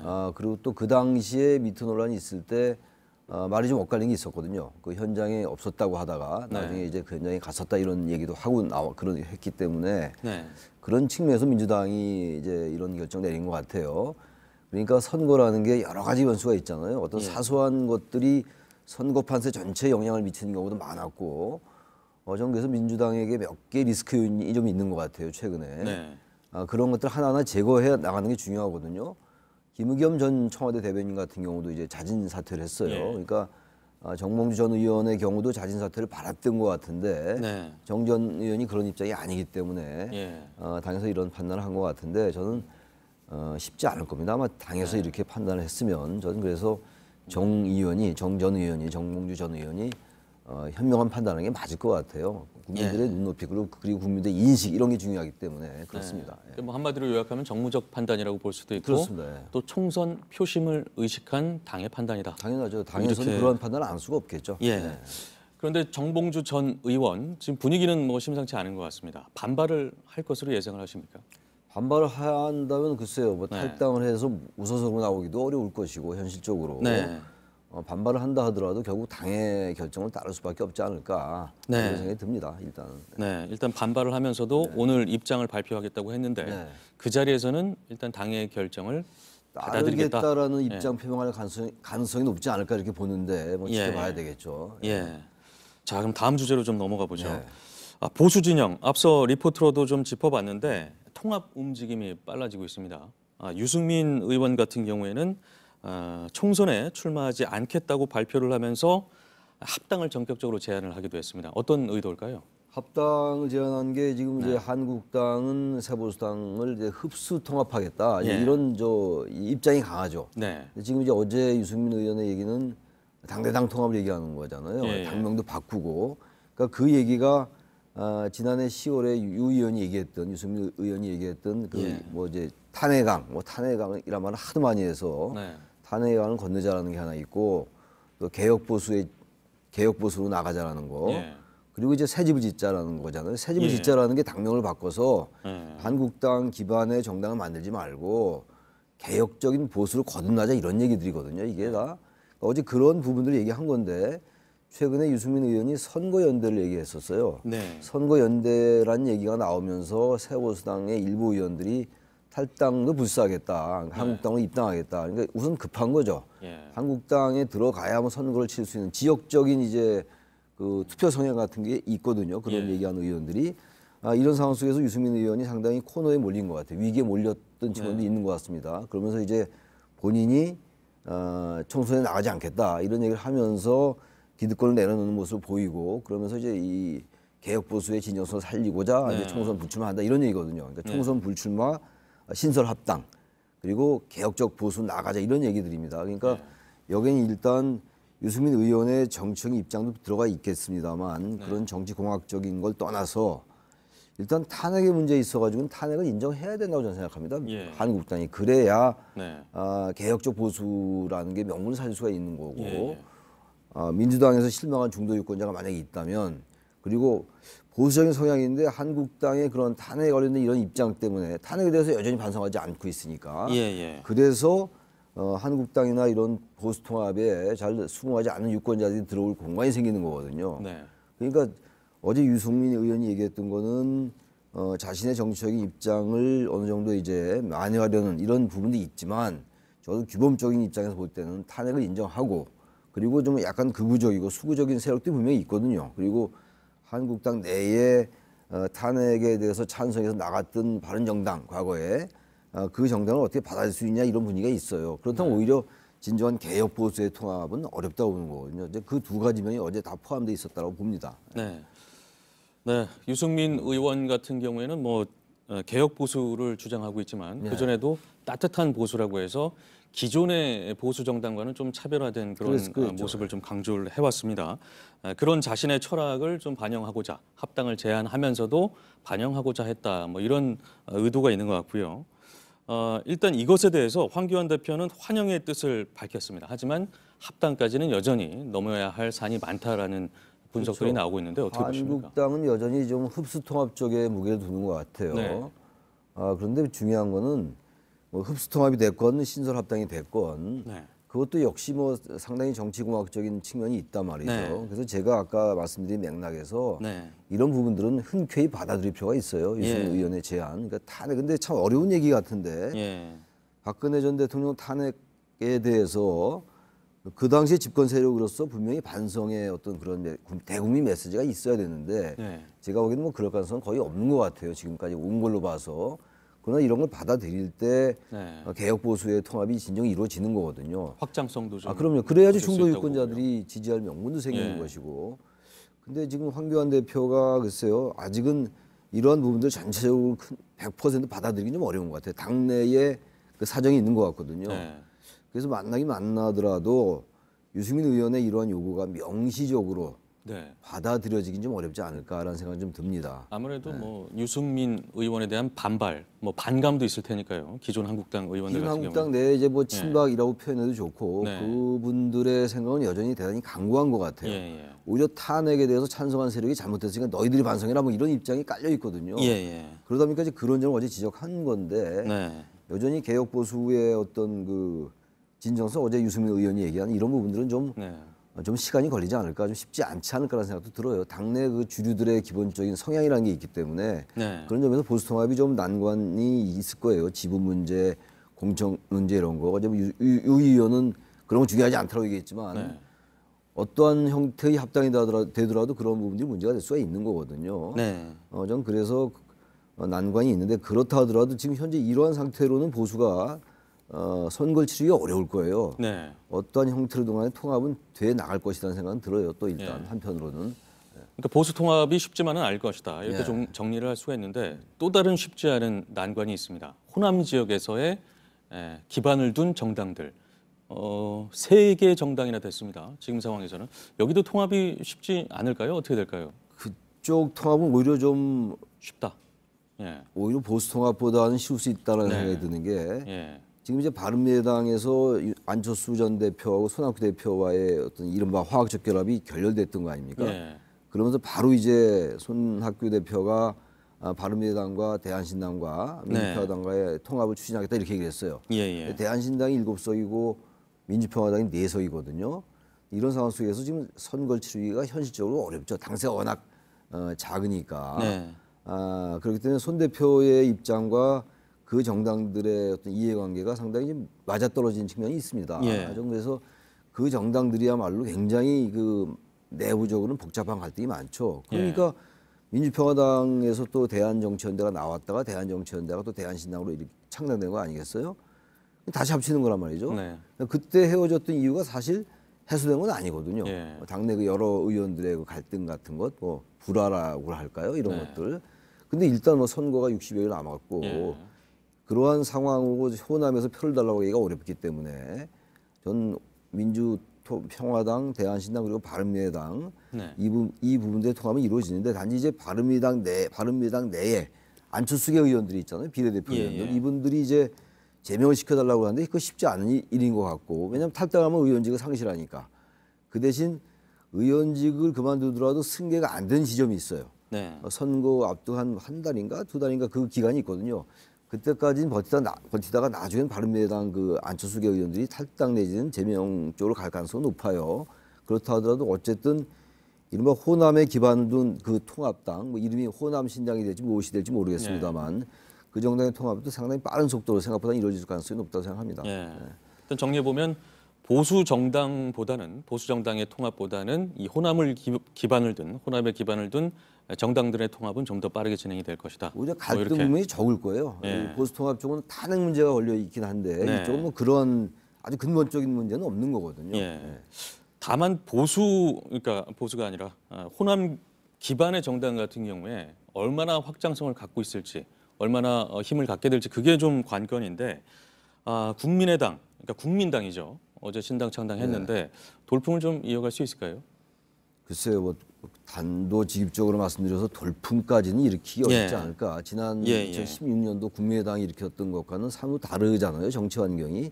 그 당시 이른바 호남 지역의 반문 정서라는 게 되게 대단히 심했고 해서 이제 호남을 거의 싹쓸이하다시피 했던 건데 이번엔 뭐 그러한 상황은 좀 아닌 것 같고요. 국민의당에서 이제 의자를 뺀 거란 말이죠. 그러니까 과거의 국민의당의 그런 좋은 이미지를 좀 상기시키고자 했던 그런 생각인 것 같아요. 근데 아무튼 어제 뭐 여러 얘기를 했어요. 이슈 크라시 얘기도 하고 해코톤 이런 얘기도 했는데 좀 유권자들에게 좀 쉽고 명료하고 명확하게 다가가는 메시지가 좀 필요할 것 같아요. 아직은 구체적이고 명확한 그런 메시지는 아직 안 나온 것 같아요. 네. 당명은 결정이 됐습니다만 이제 적어도 그런 부분을 확고히 하고 왜 중도이어야 하는가를 얘기할 필요가 있거든요. 이 양쪽 이른바 기득권 정당, 민주당과 한국당의 거대 정당들이 왜 한국 정치 폐해를 끼쳤고 자기는 어떠한 곳을 승부하겠다 이런 게 나와야 되는데 네. 아직은 그런 점에서는 좀 명료함이 덜하다 이런 생각이 들어요. 네. 이런 부분을 이제 모호하다고 표현하는 것들에 대해서 이제 안철수 전 대표는 무식하다 이런 표현을 썼는데 네. 그렇게만 받아들일 게 아니고 왜 아직도 모호하다는 얘기가 나오는지 이런 부분을 잘 성찰할 필요가 있다고 생각합니다. 예, 끝으로 간단하게 한 가지 질문만 더 드리겠습니다. 종로 출마를 뒤늦게 결심한 당대표가 있습니다. 황교안 대표인데 그렇죠. 어떤 의도일까요? 어떤 전략일까요? 일단 뭐 프레임 대결로 갈 공산이 커요. 본인도 얘기했던 것처럼 문재인 대통령의 각을 세우면서 정권 심판원을 부각시킬 그 이제 전략으로 갈 텐데 하나 이제 지적하고 싶은 게 정권 심판으로 가게 되면 이낙연 지금 전 총리는 정권 심판원 이런 프레임이 맞지 않으니까 야당 심판원도 잘 맞지는 않죠 사실 총선거에서 이낙연 대 황교안 하면서 이제 그 지역구의 여러 가지 공약적으로 승부할 가능성이 높은데 정권 심판론을 지나치게 앞세우면 한국당이 오히려 민주당에서는 황교안 전 총리가 그 박근혜 전 정권의 마지막 국무총리였기 때문에 적폐 세력 대 촛불 혁명으로 집권한 세력, 개혁 세력의 또 프레임을 가지고 나올 수가 있어요. 그래서 이 프레임 전쟁이 될 수도 있고 아니면 다른 이제 프레임 대 아니면 지역 공약의 대결이 될 수 있는데 여러 가지 맞물리는 변수에 따라서 각 당이 상당히 유연하게 프레임 전략을 구사해야 될 것 같다는 생각이 듭니다. 예, 일단 뭐 지역구 선거이기 때문에 프레임 전략이 얼마나 먹힐지는 좀 더 봐야겠습니다. 네, 여기까지 듣도록 하겠습니다. 교수님 고맙습니다. 예, 고맙습니다. 다음 소식입니다. 보안이 철저하다는 텔레그램 단체 대화방을 이용해서 불법 음란물을 공유하고 유포해온 이른바 N번방 운영자들이 경찰에 붙잡혔습니다. 이들은 먼저 피해자들의 개인정보를 빼돌린 뒤 음란물을 촬영하라고 협박을 했습니다. 피해자 중에는 아동 청소년도 있었습니다. 최규진 기자의 보도입니다. 피해 여성들의 개인정보와 음란물이 단체 대화방에 쉴 틈 없이 올라옵니다. 추가 음란물을 요청하자 또 다른 대화방 주소와 입장료를 공유합니다. 텔레그램에서 불법 음란물 영상을 단체로 공유하는 이른바 N번방입니다. N번이란 말은 음란물을 공유하는 비밀 대화방마다 번호를 붙이면서 생겨난 이름입니다. 불법 성인 사이트 소란의 등이 폐쇄되면서 해외 서버를 둔 텔레그램이 음란물 유통 창구로 변한 겁니다. 경찰은 최근 N번방에 가담한 운영자와 참여자 등 60여 명을 검거했습니다. 이들은 피해자의 노출된 사진과 개인정보를 빼돌려 음란물을 촬영하도록 협박한 걸로 조사됐습니다. 또 고액 아르바이트라며 유인하거나 몰래카메라를 설치하는 수법도 사용했습니다. 피해자 중에는 성인뿐 아니라 아동과 청소년 등 미성년자까지 포함됐습니다. 경찰은 이번 사건을 사이버 성폭력이라 규정하고 나머지 참가자들에 대해서도 수사에 나섰습니다. 특히 텔레그램뿐 아니라 다크웹과 웹하드 등 해외 불법 사이트에 대한 집중 단속과 국제 수사 공조도 확대할 방침입니다. JTBC 최규진입니다. 오늘의 핵심 뉴스들을 정리해드리는 아침엔 주요 뉴스입니다. 어제 우리나라에서 신종 코로나 바이러스 환자가 3명 더 나왔습니다. 중국 광둥성에서 온 아들의 부부와 함께 사는 70대 어머니입니다. 어머니가 먼저 확진 판정을 받았습니다. 올문 쪽이 옮긴 쪽보다 먼저 발견된 첫 사례입니다. 며느리는 지난 6일부터 잔기침 증상을 보였습니다. 보건당국은 아들 부부가 증상을 별로 느끼지 못하는 상황에서 어머니에게 옮긴 것으로 보고 있습니다. 정부는 입국 제한 조치를 확대하지는 않기로 하는 대신 방역을 강화하겠다는 방침입니다. 의료기관에 제공하는 해외 여행력 대상 국가를 아시아 8개 나라로 늘리는 등의 추가 대책을 내놨습니다. 중국 우한에 남아있는 교민들을 데려올 전세기와 관련해서는 중국 측과 협의를 이어가고 있습니다. 신종 코로나 바이러스 사태와 관련해 중국 당국의 대응을 고발해온 시민 기자 천추스가 실종된 것으로 전해졌습니다. 가족들은 중국 당국으로부터 천추스가 격리됐다고 통보받았지만 언제 어디로 격리됐는지 모르는 상태입니다. 이번 총선에 출마하지 않겠다는 유승민 새로운 보수당 의원이 자유한국당에 새로운 당을 만들어서 합치자는 제안을 하면서 황교안 대표와의 회동 여부에 관심이 쏠리고 있습니다. 한국당은 오늘 최고위원회의에서 신설 합당 관련 논의를 합니다. 우리 시간으로 오늘 오전 미국 할리우드에서 제92회 아카데미 시상식이 열립니다. 봉준호 감독의 영화 기생충은 작품과 각본, 편집, 국제영화 등 총 6개 부문 후보에 올랐습니다. 기생충이 한국 영화 최초로 아카데미의 벽을 넘을지 주목됩니다. 미국 대선 후보를 정하는 민주당 두 번째 경선인 뉴햄프셔주 예비선거가 이틀 뒤에 열립니다. 부티지지 전 시장과 샌더스 상원의원이 이번에도 접전을 벌이고 있는 것으로 나타났습니다. 아침엔 주요 뉴스였습니다. 이어서 날씨 정보입니다. 전국적으로 미세먼지가 기승입니다. 오늘 강원 영동과 경북 지역을 제외하고 대부분 일평균 나쁨 수준 보이겠고요. 오전에는 매우 나쁨까지 오르는 곳도 많겠습니다. 또 오늘 일교차도 크겠습니다. 서울이 0도에서 9도까지 오르고 광주는 13도까지 크게 벌어지겠습니다. 이번 주 평년 기온 웃돌면서 계속 포근하다가 주말 사이 기온이 떨어지면서 일요일 서울의 최저 기온이 다시 영하권으로 떨어지겠습니다. 오늘 낮 기온은 서울이 9도, 청주 10도, 대구 11도, 광주와 부산은 13도까지 크게 오르겠고요. 북한의 경우에는 최고 9도에 그치겠습니다. 우리나라보다는 쌀쌀하겠습니다. 내일 밤부터 제주를 시작으로 수요일 전국에 비가 오겠고요. 이후에도 곳곳 비 소식 많이 들어 있습니다. 기상정보였습니다.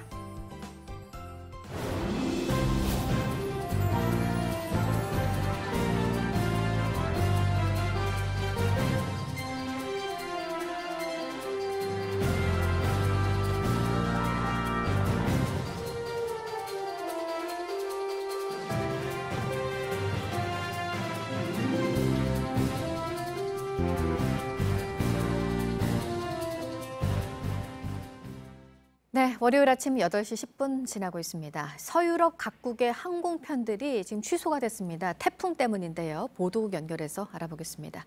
구체적으로 어떤 공항에서 지금 운항에 차질이 있는 건가요? 네, 이번에 그 문제를 일으킨 이 태풍 정식 명칭은 스톰 시에라입니다. 강한 저기압이라는 측면에서 우리나라 태풍과 유사하지만 이름은 나라마다 다르게 부르고 있는데요. 현재는 네덜란드 암스테르담 스키폴 공항에서 9일 어제 하루에만 120편의 노선이 취소가 된 그런 상황입니다. 다수의 외신들은 영국 잉글랜드 동부 지역에 최고 풍속 시속 150km에 달하는 강풍이 불어서 3만 가구가 단전됐다고 보도했습니다. 현지 시간 9일에 스코틀랜드 퍼스에서는 상가 지붕이 무너지면서 3명이 다쳤습니다. 영국 엘리자베스 2세 여왕은 태풍으로 인해서 매주 일요일 참석하는 예배를 불참하기도 했습니다. 잉글랜드 프리미어 리그, 독일 분데스리가 등의 스포츠 경기들도 강풍으로 취소됐습니다.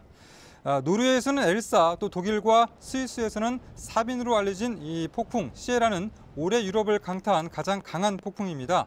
최근에 유럽에서는 이 폭풍의 이름을 두고 아일랜드와 네덜란드, 프랑스와 영국은 동일한 이름을 쓰지만 독일과 스위스 그리고 노르웨이는 별도로 이름을 부릅니다. 네, 그리고 이 연말연시에 이웃을 돕는 그 사랑의 온도탑과 관련해서 문제가 좀 있는 모양이죠. 어떤 내용인가요? 네, 앞서 사회복지 공동 모금회는 지난 3일 보도자료를 내고 목표액 모금이 완료돼 사랑의 온도탑이 100도를 달성했다고 밝혔습니다. 그러나 공동 모금회가 발표한 모금 달성액 4,257억 원 중에 약 172억 원은 앞으로 기부를 하겠다고 약정한 금액이었습니다. 공동 모금회 내부 사정을 아는 한 관계자는 그동안은 회계상으로 캠페인 마감일까지 들어온 물품과 성금만 공표해왔다면서 이번엔 약정액까지 포함해 발표했다고 지적했습니다. 이 때문에 공동 모금회 내부에서는 사랑의 온도탑 100도 달성을 외부에 억지로 보여주려다 보니까 실제 들어오지도 않은 돈까지 모금액으로 집계했다는 이런 비판이 나오는 것입니다. 지금까지 아침엔 지금 JTBC 이재승입니다.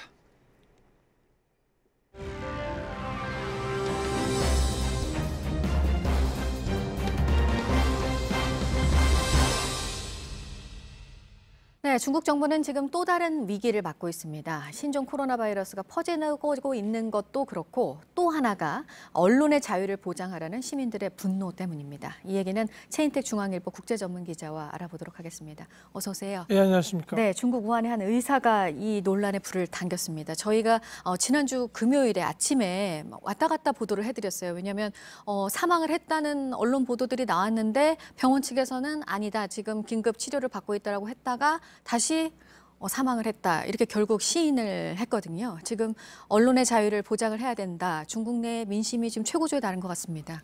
예, 그렇습니다. 지금 34세 중국 안과 의사 리 원양입니다. 네. 결국 이제 2월 7일 사망 선고를 받았는데요. 네. 지난 12월 말에 의사들끼리 하는 채팅방에서 처음으로 이상한 환자들이 지금 네. 나오고 있고 어떤 병이 전염되고 있다고 얘기를 했는데 공익 제보에 해당하는 거죠. 그런데도 불구하고 중국 당국은 특히 이제 공안이 찾아가서 이거는 유언비어다. 다시는 이런 일 안 하겠다.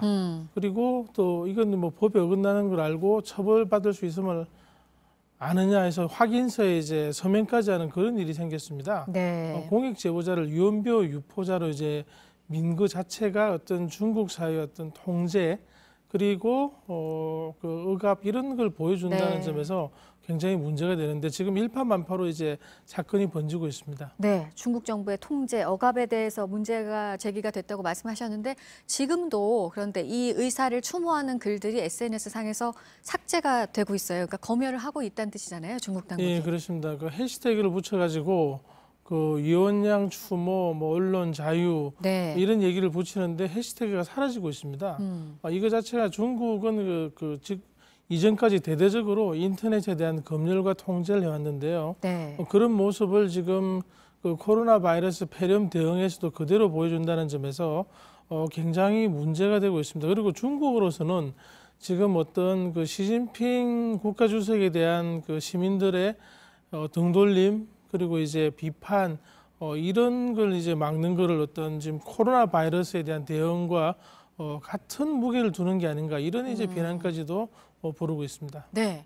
이런 상황에서 밤사이에 이런 소식도 또 전해졌습니다. 앞서 전해드렸는데, 그러니까 한 그 변호사 출신인데, 그러니까 시민 기자예요. 중국 우한에서 어떤 일이 벌어지고 있는지를 영상을 직접 찍어서 SNS에 올리고 했던 사람인데 지금 실종이 됐단 말이죠. 근데 경찰은 통보를 하기를 격리가 돼서 그렇다 이렇게 통보만 돼 있는 상태고 이것도 또 문제가 커지지 않을까 싶은데 어떻게 보시나요? 중국 당국이 지금 어떤 바이러스뿐 아니라 체제 비판 혹은 이제 진실을 밝히는 사람에 대해서도 네. 격리를 하고 있는 걸 보여주는 그런 상황으로 볼 수 있겠습니다. 네. 그래서 시진핑 주석이 지금 측근을 중국 우한으로 보내기로 했어요. 이거는 좀 위기감을 느낀 걸까요? 어떻게 볼 수 있을까요? 그렇죠. 지금 그 리원양에 대해서 전국적으로 이제 추모 분위기 이게 이제 중국 공산당과 시 주석의 지도력에 대한 비판으로 이어지는 걸 차단하기 위해서 지금 이 그 공익 제보가 유언비어 유포가 된 상황을 조사한다고 이제 사람을 보내기로 했습니다. 이를 바탕으로 우리는 이제 그 꼬리 자르기에 들어갔다고 볼 수도 있는 거죠. 지금 뭐 리원양에 대해서는 그 인정을 하고 나머지는 계속 통제하겠다. 네. 대신에 이제 더 이상 이런 얘기가 나오는 건 허용하지 않겠다는 그런 강력한 의지를 보인 것으로 분석할 수 있겠습니다. 네, 시진핑 주석 얘기가 나왔으니까 CNN에서 이런 얘기를 했습니다. 중국은 시진핑이 코로나 바이러스 이번 사태를 지휘한다고 말은 하지만 어디에서도 지금 그는 보이지 않고 있다.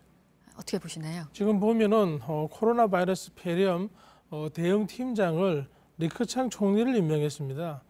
본인은 그 사실은 모든 걸 그 만기 칠남하는 지도자였는데요.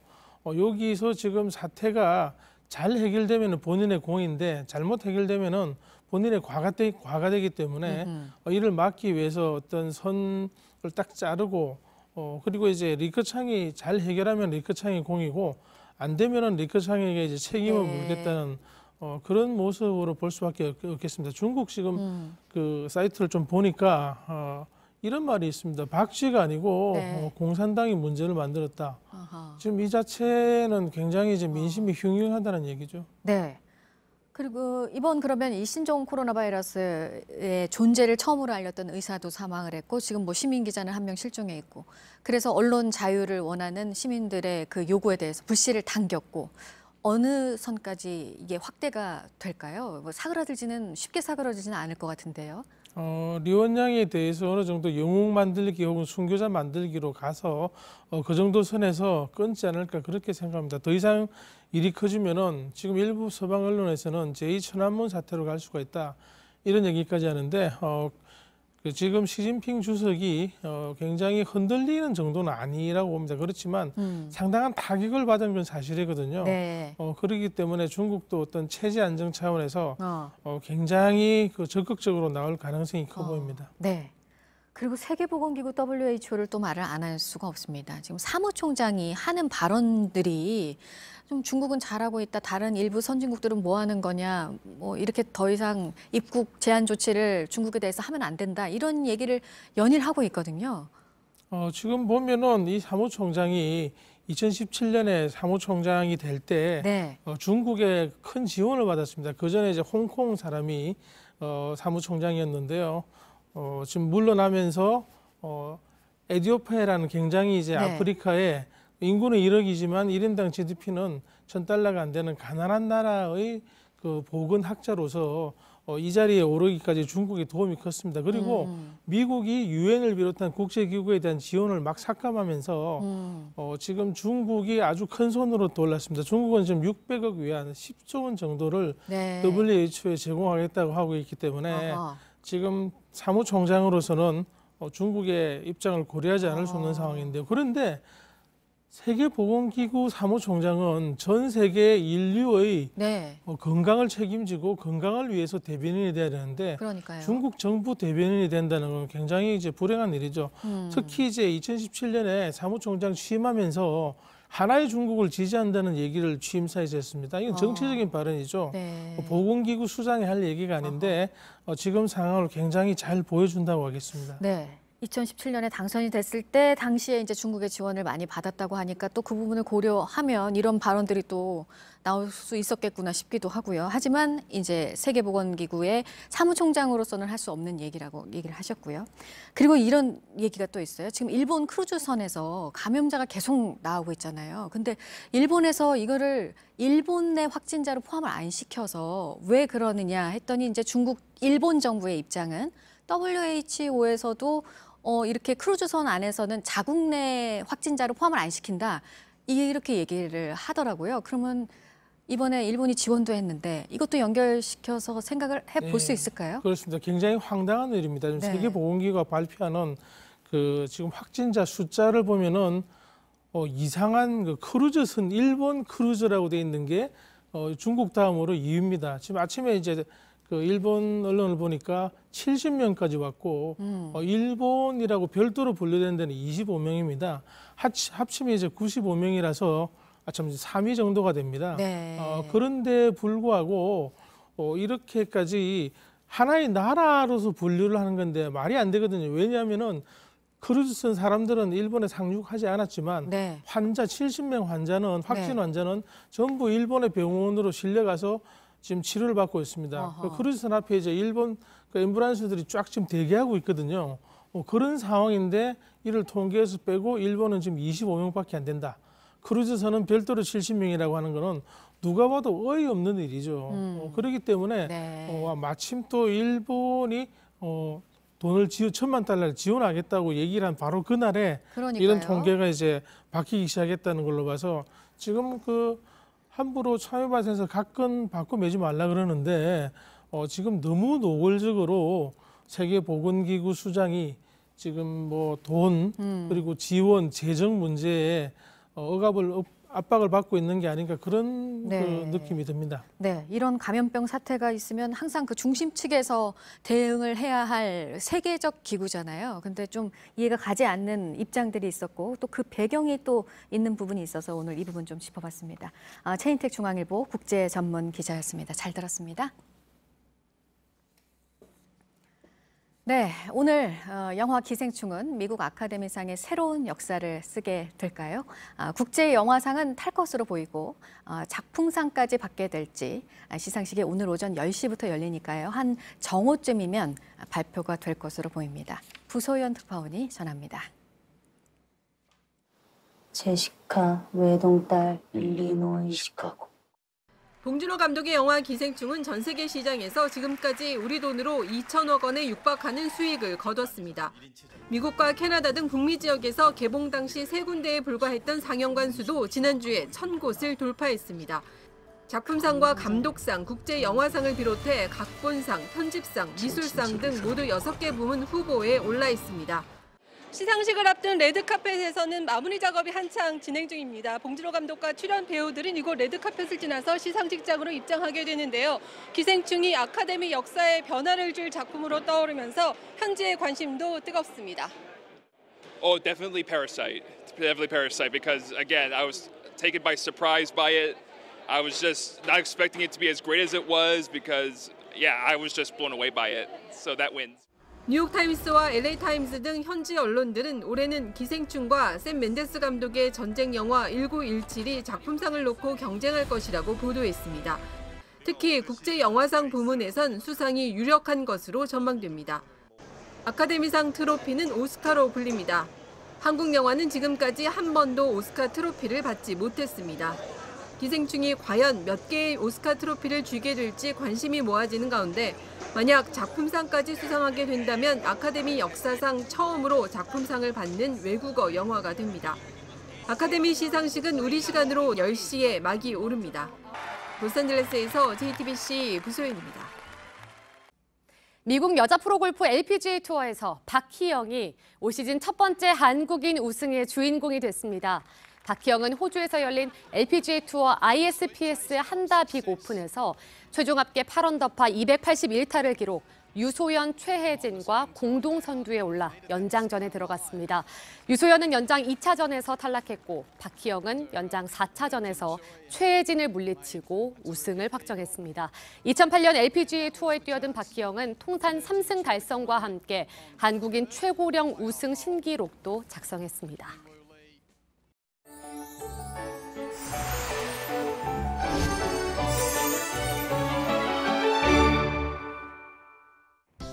네, 오늘 미세먼지 농도가 무척 높습니다. 전국적으로 미세먼지가 가득한데요. 현재 강원 영동과 경북 지역 제외하고 대부분 지역에서 나쁨 수준 보이고 있습니다. 또 오전 중에는 곳곳 매우 나쁨까지 오르는 곳도 많겠습니다. 오늘 일교차도 무척 크겠습니다. 내륙을 중심으로 10도 안팎까지 크게 벌어지겠습니다. 이번 주 평년 기온 웃돌면서 포근하다가 주말 사이 기온이 떨어지면서 일요일 서울의 최저 기온이 다시 영하권으로 떨어지겠습니다. 오늘 낮 기온은 서울이 9도, 대구 11도, 광주는 13도가 되겠습니다. 북한의 경우 최고 9도에 그치면서 우리나라보다는 쌀쌀하겠습니다. 내일 밤부터 제주를 시작으로 수요일 전국에 비가 오겠고요. 이후에도 곳곳 비 소식 이어지겠습니다. 기상정보였습니다. 오늘 하루 관심을 가지고 지켜봐야 할 뉴스들을 끝으로 정리해드립니다. 어제 우리나라에서 신종 코로나 바이러스 환자가 3명 더 나왔습니다. 중국 광둥성에서 온 아들 부부와 함께 사는 70대 어머니입니다. 어머니가 먼저 확진 판정을 받았습니다. 올문 쪽이 옮긴 쪽보다 먼저 발견된 첫 사례입니다. 며느리는 지난 6일부터 잔기침 증상을 보였습니다. 보건당국은 아들 부부가 증상을 별로 느끼지 못하는 상황에서 어머니에게 옮긴 것으로 보고 있습니다. 중국 교민을 데려오는 세 번째 전세기는 중국과의 협의가 마무리되는 대로 우한에 투입이 될 예정입니다. 입국 제한 조치를 확대하는 걸 보류하면서 정부는 환자의 여행 이력 정보를 의료기관이 확인할 수 있는 대상 국가들을 추가하고 진단 검사도 하루 10,000명까지로 크게 늘리기로 했습니다. 우리 시간으로 오늘 오전 미국 할리우드에서 제92회 아카데미 시상식이 열립니다. 봉준호 감독의 영화 기생충은 작품과 각본, 편집, 국제영화 등 총 6개 부문 후보에 올랐습니다. 기생충이 한국 영화 최초로 아카데미의 벽을 넘을지 주목됩니다. 새로운 당을 만들어 합치자는 유승민 새로운 보수당 의원의 제안이 나오면서 자유한국당은 오늘 최고위원회의에서 관련 논의를 시작할 예정입니다. 오늘 전해드릴 소식은 여기까지입니다. 네, 이상으로 JTBC 뉴스 아침엔 월요일 순서 모두 마치겠습니다. 건강한 하루 보내시기 바랍니다. 고맙습니다.